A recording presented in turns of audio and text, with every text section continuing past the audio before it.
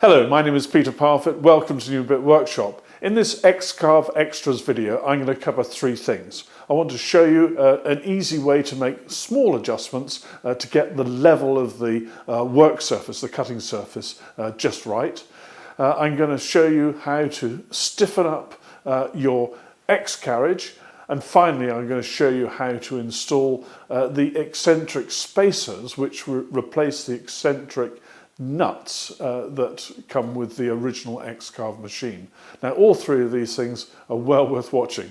Now, I've noticed a couple of times that the depth of cut of some of my work has altered a little bit the further to the right that I've been cutting.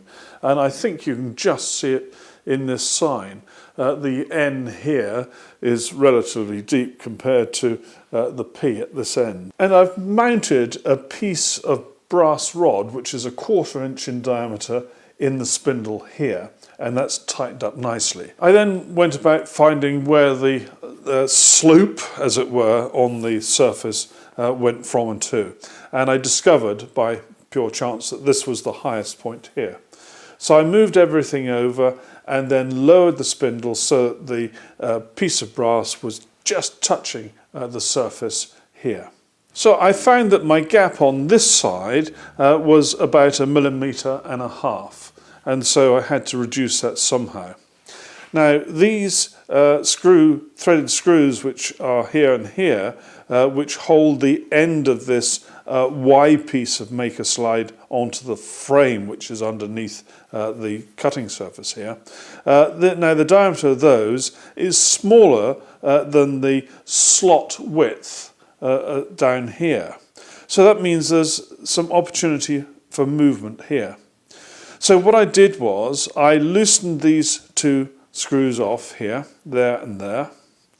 And I then raised everything at this corner, and I put a piece of wood under here, and it went across from this piece of the frame to the piece which you can't see, which is over here. I then pushed down on this plate, and then I tightened up those screws again. And then I took my piece of wood away and lowered it down and checked it. And after 2 goes, I got it so it's just sitting there nicely. And then using this as my point of reference, because I'm not changing this at all, I've gone around the rest of the board, checked it and adjusted it, and it's now absolutely spot on. So I'm pretty certain that the next time I do a piece of work, it will work okay. And there is one other minor issue. This is my piece of sacrificial material which I fix onto the top here, and it's only fixed to the surface here by 3 screws. It could be 4. I've got 1, 2 and 3, and I noticed that in the center it bows up very slightly. Now ordinarily, because I'm clamping through here into the screws which are on the other side of this board, that doesn't matter. But were I to do any work where I was going to use double-sided tape to keep something just fixed in place, then that would be an issue, and I would have to take some other precautions to flatten this or use something else in its place. Now, a number of people have become concerned about the degree of flex that's in the gantry, and in particular it's associated with these 2 pieces of maker slide here. And it manifests itself, if you look now, you can see that as I move this back and forth, so the spindle is moving up and down a bit. In fact, it's moving like that. And there are 2 reasons that this can be caused. The first one to always check is that your V-pulleys are tight enough. But the second reason that may cause it is the actual design of the X-Carve. We have here 2 pieces of maker slide which are not joined together. There's a gap between them which is about 4 millimeters across, and they're fixed independently at each end. Now, in order to overcome this, one needs to join these 2 pieces of maker slide together in some way. So there's a chap called Matt Wheeler who's come up with this idea, and it's a very simple idea. He had already built his X-Carve. He noticed that there was some flexibility and he wanted to overcome it, and so he thought, right, I can join these two separate pieces of Maker Slide together quite simply by using a series of little bolts that go through here, and they're screwed in from underneath with a washer, and then they tighten down and effectively bridge the gap between the two pieces of Maker Slide and then stop them moving relative to each other. So I'm going to give Matt's design a go now to see how it works. But I need some way of checking whether I'm improving things. Now I want to be able to measure just how much deflection occurs both before and afterwards, and the test has got to be fair. So what I've got here is my angle cube, and if you haven't got one of these, you do need to get one. Everybody needs one of these. It's made by iGaging, and I'm pretty sure I've done at least one review of this or mentioned it in the past, under measuring and marking, I suspect. Anyway, I'm going to place it here, I'm going to turn it on, and if I now push down here, you can see that is now moving. It's up to about 0.6 of a degree. In order to try and simulate the same amount of pressure each time, I've got a very light block of wood which is there just to give me something to sit this, my sort of socket set, on top. And if I place it on there, that reading has gone up to 0.35. That's 0.35 of a degree. Now that's not very much. However, when you've got a machine like the X-Carve, that could be significant when it comes to measuring your accuracy. So there we are, 0.35. I'll turn this off now. Now the X carriage is a metre across, and what I've decided to do, Matt used 7 of these screws. I think it's quite a reasonable idea. I've measured in 50 millimetres from the edge here, and if I have 50 millimetres at the other end, that means I've got 900 millimetres to cover. And there'll be 5 of these going in between the end two. So it means 150 millimetres between them. I've got myself a little spacer. Now these screws that I'm using are 50 millimetres long and they're 4 millimetres nominal diameter. Mine have got cap heads. You could have any type of head you wish. You'll need a pair of washers and of course some form of locking nut underneath. Now I don't have any of those clever little lock nuts which have got the plastic bit in, so I'm going to use 2 nuts and then tighten one against the other to lock it in place.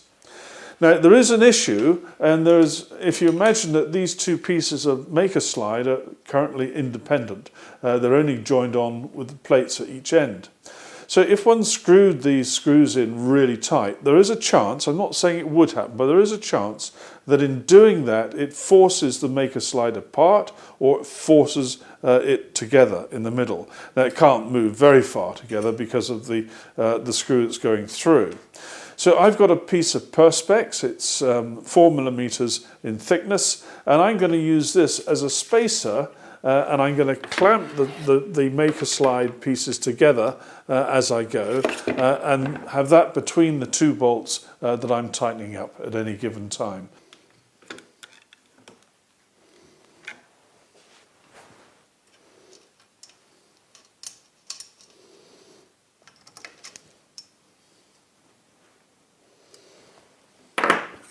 Right, I've done all those 7 screws. I'm now going to do the test. Turn this on, 0 it, and that's 0.25. So it has made a little bit of difference as far as that static test goes, but I must tell you, it really does feel stiffer. It really is, just here it does feel stiffer. And now is the perfect time to go around and adjust all of the V-wheels to make sure they're running nicely.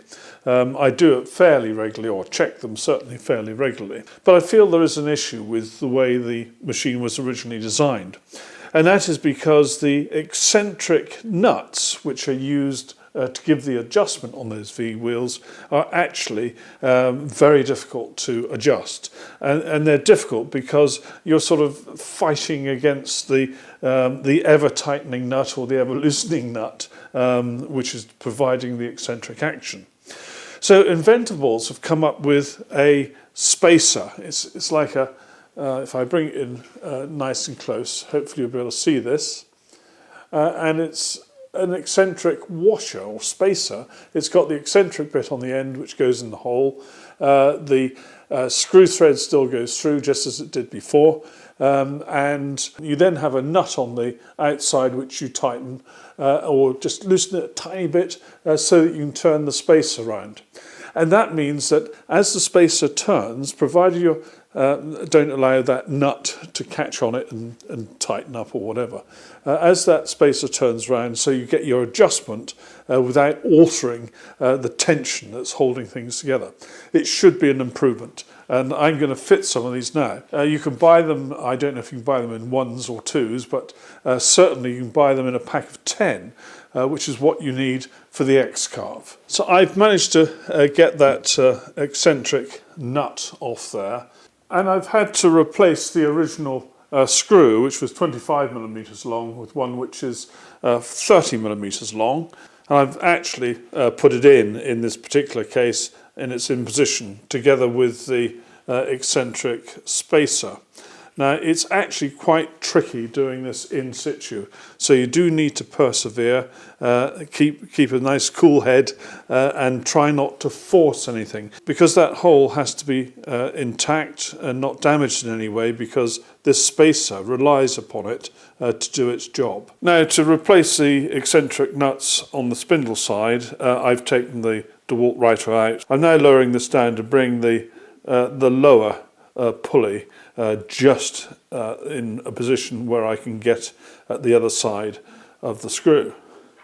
And it's going to take it right off the end, and now I can undo that, take that screw out and put the new one in. I'm replacing these with normal hex-headed bolts, and the reason for that is it then makes any adjustment much easier, rather than having to use a specially adapted tool, which I've done in the past. And now, because I've got that hex screw on there, I can now raise this before I start trying to tighten it, and that will ensure that that lower pulley is properly on the maker slide. So there, it's fully in contact with the maker slide, and I can now get everything engaged.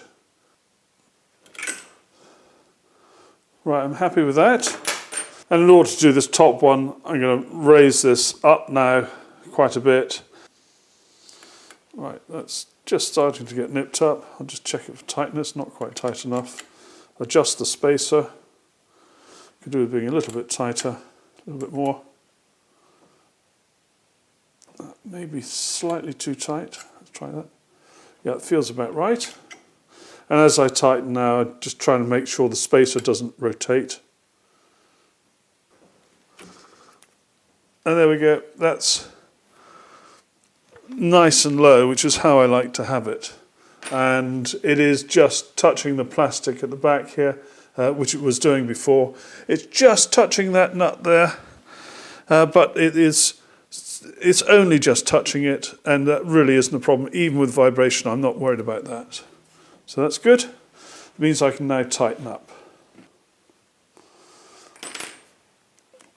And that's that back in place. Yep, that's pretty good. I'll just check that tightness. That seems okay. This seems to move freely. So that's quite good. So I wonder if that's made yet more improvement. It certainly is stiffer than it was before. So I'm really pleased. So well done, Matt Wheeler. It seems to have done a good job. And that seems fine. So that's the last one done. And I suppose the whole time to do that is probably about half an hour, maybe 40 minutes. But you will need to make sure that the screws you're using are long enough because you've got the extra thickness of this new spacer. And don't cut corners. Make sure those screws are long enough. So that's it. Many thanks for watching. Take care. Bye-bye.